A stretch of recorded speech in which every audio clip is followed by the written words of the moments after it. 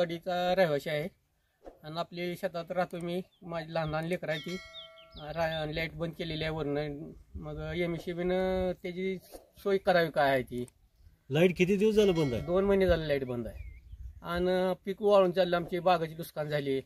Light कुणी cut केली? Light कुणी कट केली हिचा अंदाजच लागणं गेलाय.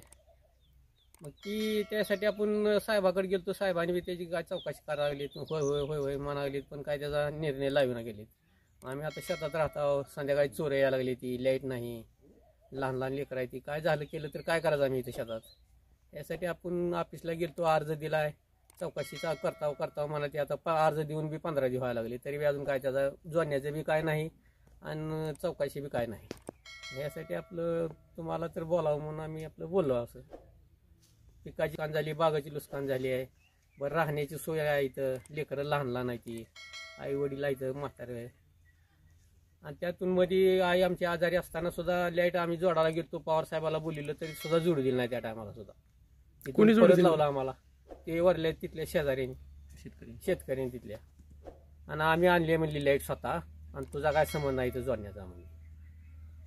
मग आई आजारी असताना सुद्धा ह्यांनी जोडू दिलं नाही म्हणल्यावर मग दंडशाही मनाचं का काय म्हणायचं. डीपीवर डिमांड किती आहेत? आता डीपीवर डिमांड असतेली तर 10-11 एवढी सुद्धा नसते.